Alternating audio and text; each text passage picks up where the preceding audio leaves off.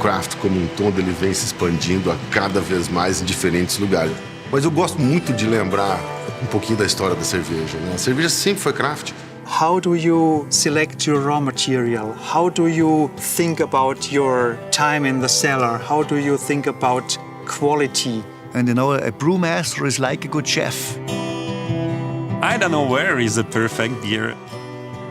I keep finding new fantastic beers because I like the discovery of what everyone can put in beer, right?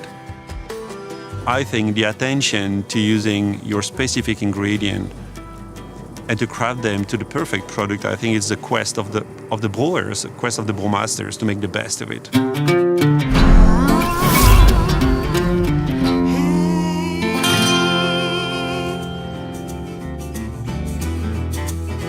Os 120 estilos de cerveja dependem basicamente de 4 matérias-primas básicas: o malte, a água, o lúpulo e a levedura. Com isso, você consegue fazer basicamente os 120 estilos de cerveja.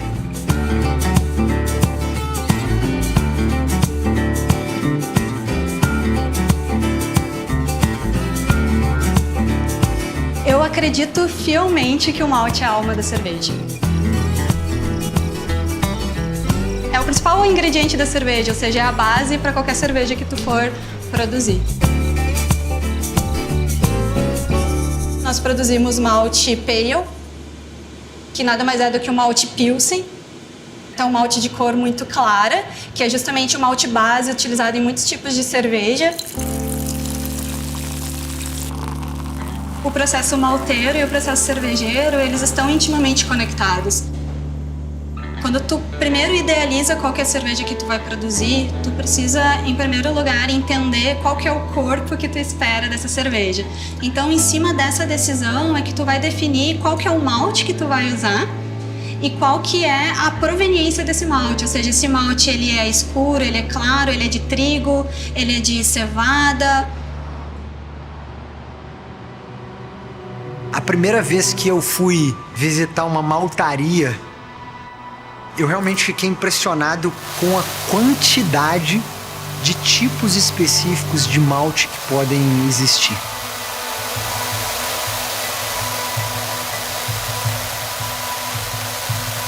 Desde um aroma que vai lembrar um biscoito, ou até um aroma que vai lembrar um caramelo, ou uma torra, ou um chocolate, que você vai colocar de acordo com o que você quer da receita.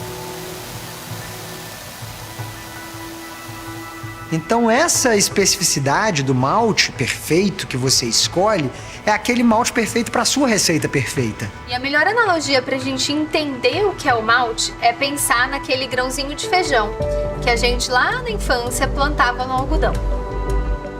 Então eu vou dar umidade para esses cereais, o embrião vai começar a germinar. Ao invés de eu continuar estimulando esse embrião a virar uma planta, eu interrompo o processo de germinação. Quando eu seco o meu grão, eu posso utilizar temperaturas diferentes e tempos diferentes. Se você deixar um pão de queijo um pouco tempo, ele vai ficar cru por dentro. Se você deixar ele no tempo certo, ele vai ficar com aquela crostinha boa. Se você deixar ele muito tempo, ele vai ganhar uma torra. Se você deixar muito tempo, ele vai ficar queimado. No malte, é a mesma coisa. Então, por exemplo, quando tu for produzir uma cerveja clara, uma Brahma, uma Boêmia, uma Bud, tu vai precisar de maltes com esse tipo de característica, ou seja, características de cores mais baixas, sem torras excedidas, que vão te gerar apenas aquele aroma e sabor do malte específico em si. Esse desenvolvimento por aromas, por sabores, processo de criação, está tudo atrelado à produção da cerveja, à produção de uma cerveja perfeita. O cereal, na verdade, ele vai dizer um pouco da característica final da cerveja, né? Pode ter o puro malte, que é uma característica mediana de corpo, você pode ter mais encorpado com trigo, aveia, centeio, ou menos corpo, né? Mais leve com milho e arroz, por exemplo. Uma marca que nasceu utilizando um cereal não maltado e há 100 anos essa cerveja é feita desse jeito, não é hoje, porque as pessoas estão falando que puro malte é melhor ou que puro malte mais nobre, que a empresa deveria mudar a receita e fazer aquela cerveja virar 100% malte. A gente já testou tudo que você imaginar para produzir cerveja. Cada um desses cereais, ele dá uma característica na cerveja, seja de sabor ou de corpo. Cada estilo vai pedir uma combinação certa de maltes. Mas eu também tenho a minha combinação de maltes que vão focar mais num toque de aroma, de um sabor diferente. Vou usar 5% de um para me dar mais uma tonalidade na minha cerveja. Agora eu tenho usado bastante o centeio em algumas receitas, porque o centeio dá uma leve picância no paladar. Se você usar ele de forma suave, você consegue valorizar o frescor da cerveja. Quase todos os estilos admitem malte de trigo. Não pelo gosto, em pequenas quantidades, 10, 15%, porque ele ajuda na espuma. Ele dá uma espuma mais consistente, ele dá uma espuma mais forte.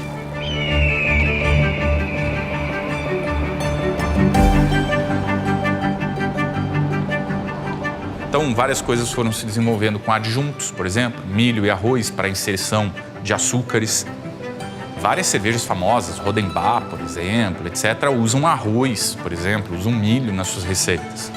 Né? E o adjunto não é um vilão da história. A cerveja também depende do processo pela qual ela é feita. Pode fazer uma ótima cerveja com adjunto e uma péssima cerveja puro malte.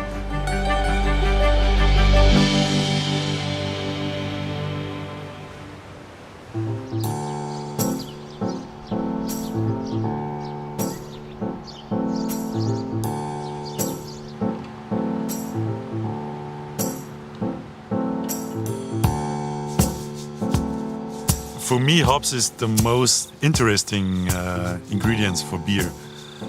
Malt is very interesting, of course, but it makes just the body, you know. And with hops, you can change so many things, you know. You have so many varieties, so many different flavors. I grew up here in the Hallertau. Yeah, it's a feeling when you wake up in the morning and you look out the window and see a hop field. It's always a good feeling. We are here in Hull, Walnsach, which is really the heart of the Hallertau region. And the Hallertau region is still the largest hop growing area in the world. Documents go back to the year 700, 750. We can document that hops was grown here already. They have been growing hops here for over 250 years. And over 80% of the production is actually exported around the world. Only 20% about stays in Germany. So it's really growing hops for the entire world here.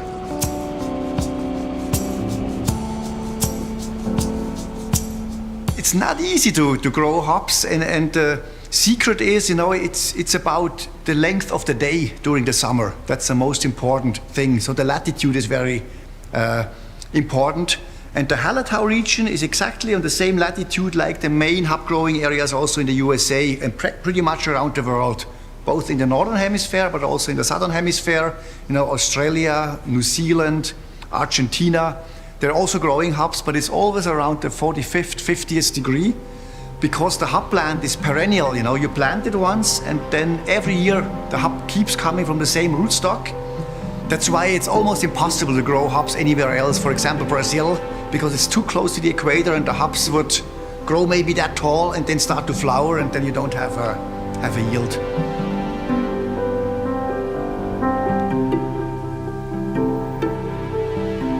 So we are in a nice mature hop yard here, very close to harvest. Everything you see here are female, because only female plants produce those cones. And those cones really contain the brewing value. And if you open them up, you see this yellow powder, and it's very nice, dark yellow, almost a little orange. That's a sign that the hop is really mature. When you rub it, so the lupulin glands break, then you get the full aroma. Ah, beautiful. And you know, in the Middle Ages, it was really not hops, so brewers used other stuff, some berries, some barks, some things were even almost poisonous and they were not good. And then finally, you know, hundreds of years ago, they found that hops is preserving the beer. This was the main reason to start using it, but also that it's adding those beautiful aromas and bitterness to the beer. Hops is like a little bit the seasoning, the spice, you know. You only add very small quantities, like a good pepper on a steak, you know. You add little, but it has a big impact on the quality of the end product of the beer in this case.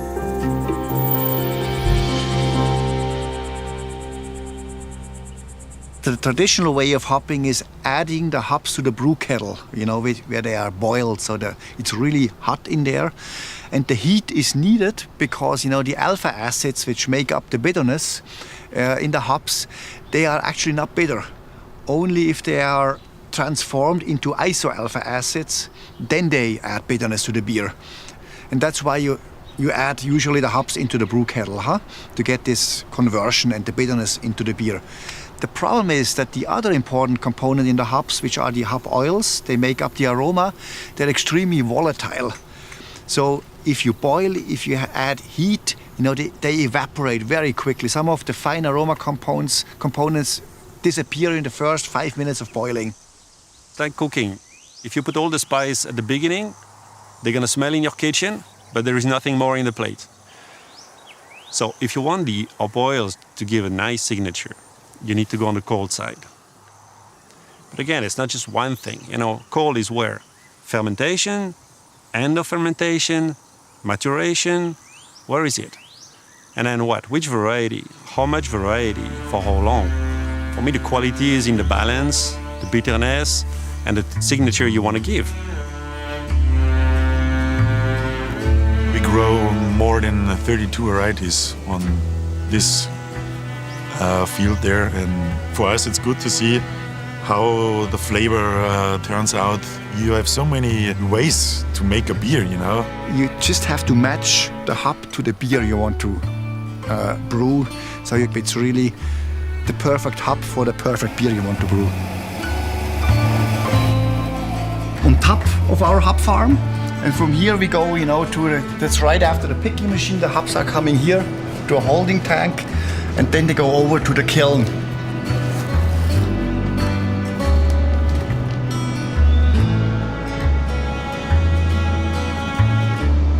So this is the conditioning chambers here. In here you see the hops already spread out, and then we are circulating cool air from the bottom through the hops bed.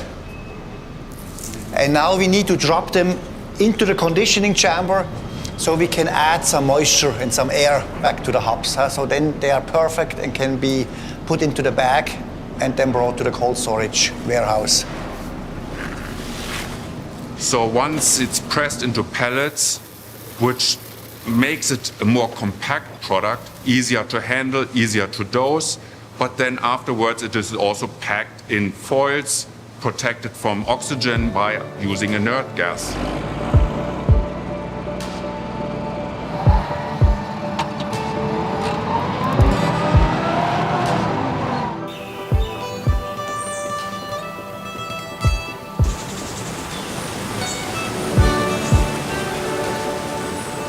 A água é muito importante para a cerveja.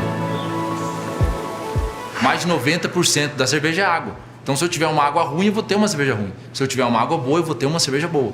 A água ela tem basicamente minerais e diferenças regionais. Então a gente pode falar para a cerveja basicamente uma perspectiva de água dura e água mole. Água cheia de minerais e água pobre em minerais. Hoje tem basicamente 6 minerais importantes para a cerveja dentro da água. E desses minerais, 2 têm importância no sabor: cloreto e sulfato.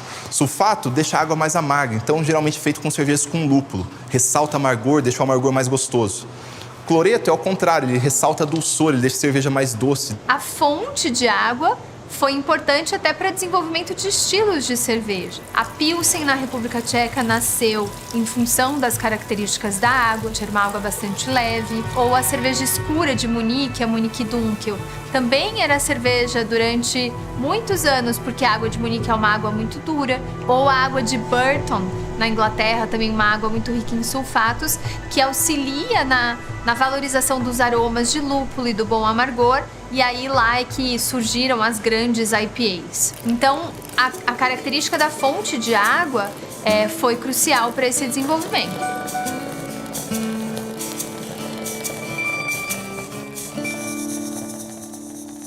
ela tem um papel importante na história da cerveja, porque sua composição química muda a cerveja.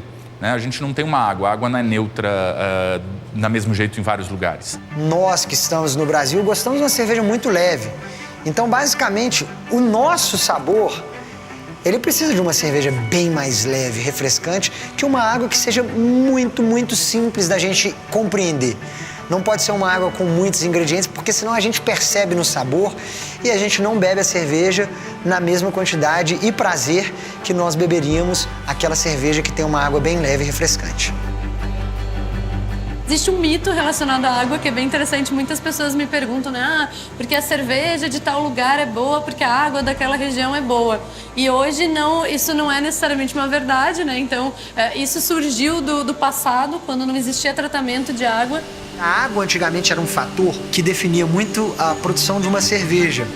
Porque antigamente nós não tínhamos condições de tratar fisicamente a água em qualquer lugar do planeta. A gente precisava de uma água pura, bem feita já na nascente. Essa diferença é uma diferença que o mestre cervejeiro ele pode controlar, com adição de sais ou até mesmo filtragem da própria água, tirar um ingrediente ou outro que existe nela. Perfil mineral muito baixo é muito bom para se fazer cerveja. Não porque perfil mineral baixo é bom, mas porque corrigir é fácil. Porque você simplesmente adiciona o mineral. Ninguém bebe uma água, põe na boca e fala assim, não, essa água é boa ou é ruim. Não, você tem que ter uma parte laboratorial te auxiliando para a produção dessas cervejas específicas. No caso hoje, você consegue fazer uma água ser similar a qualquer água do mundo. A gente consegue trabalhar, moldar a água. A gente tem que pegar os mínimos detalhes, para assim a gente conseguir ter uma cerveja perfeita.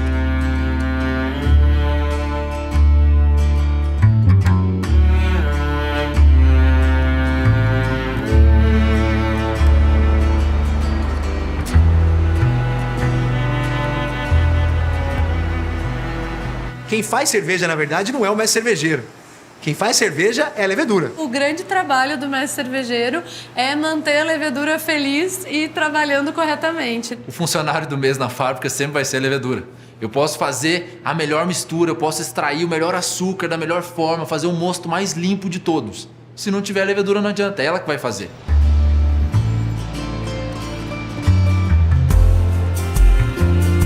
Uma levedura, na verdade, é da família dos fungos.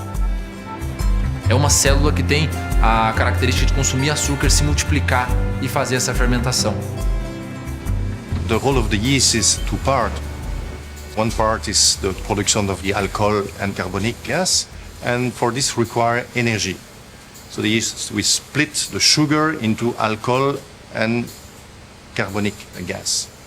And on top of this, the yeast need also food coming from the wort. It's the nitrogen source that you have in the wort.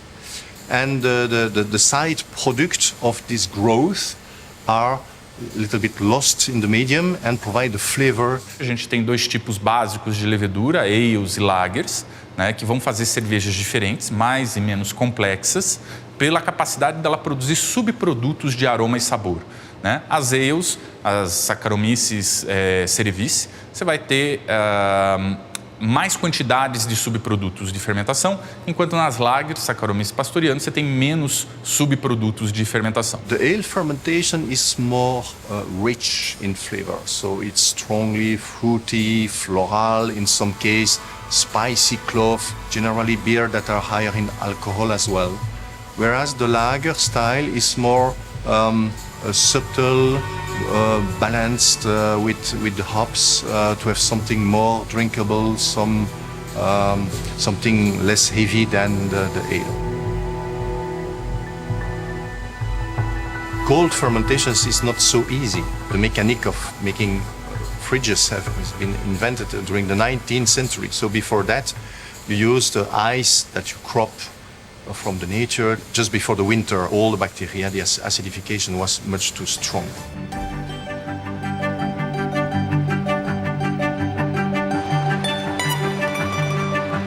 Eu acho que uma das leveduras que eu mais gosto, talvez a que eu mais goste, é a levedura de Leffe.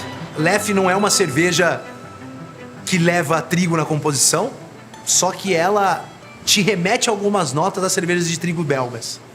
Então, você consegue pegar aquele fenole com aroma de banana, na cerveja, um pouco misturado com um caramelado do malte, que é incrível e é 100% da levedura. Beer tastes so good and delicious and a lot of different styles, but you know, it's only water, hops, malt and yeast. That's all, nothing else. This attention to local ingredient and to making things right with what you can find around you, I think really shape the culture, shape the beverage, and shape the attention to quality of ingredients. The Belgian beer world is much more diverse and much more complex. É a escola da diversidade. É a escola de cada experiência é uma experiência diferente. No Brasil, a gente tem o prazer de tomar um produto que no mundo afora não tem tanto como a gente aqui, que é o chopp, que é extremamente fresco e ele é consumido de uma forma diferente aqui, com espuma cremosa, que faz parte do líquido. Para mim, uma das minhas paixões nacionais.